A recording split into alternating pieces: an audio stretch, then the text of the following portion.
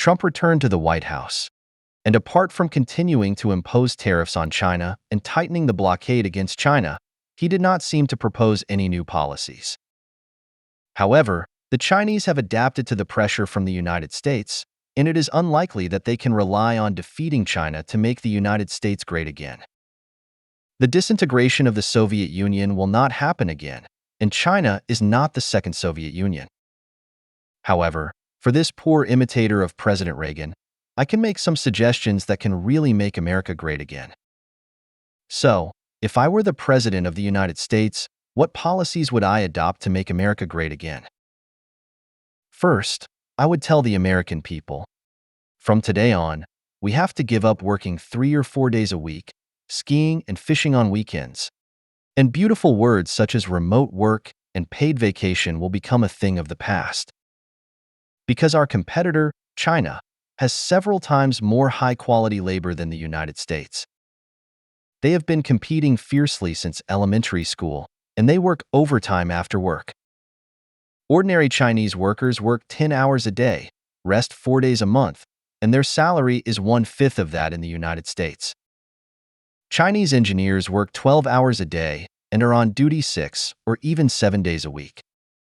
Putting China aside, workers in countries such as Vietnam and Mexico are also working hard to learn skills. They are willing to do their best for 1/10 of the salary of Americans. Americans need to work as hard as people in other countries, otherwise they are doomed to decline. No matter how many times they shout the slogan of making America great again, it will be useless.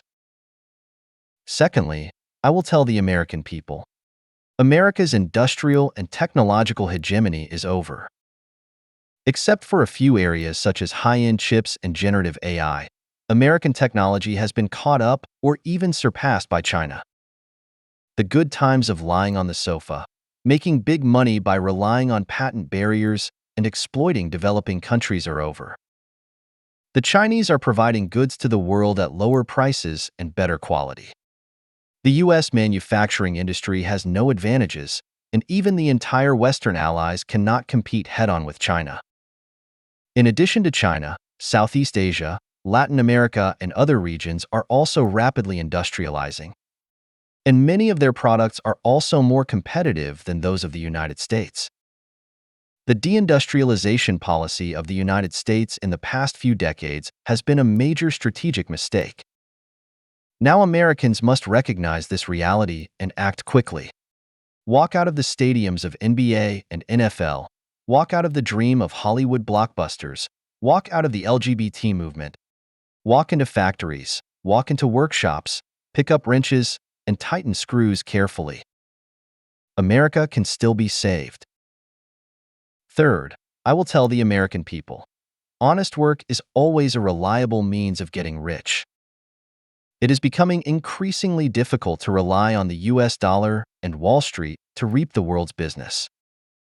The Federal Reserve has been using interest rate adjustments and currency printing to cooperate with the huge debt of the US government to reap the fruits of labor of other countries. However, the rise of China and the birth of international organizations such as the BRICS will put forward more and more plans to weaken the United States' world currency status and break the monopoly of SWIFT. Now is the 21st century, and leaders of various countries have seen the world and will not willingly deliver their country's blood to the greedy American predators.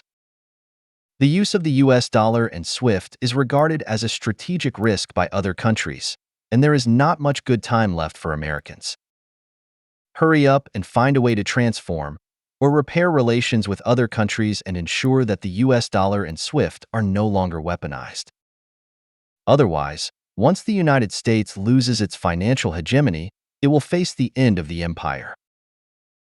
Fourth, I will tell the American people, the American dream has been misinterpreted by politicians.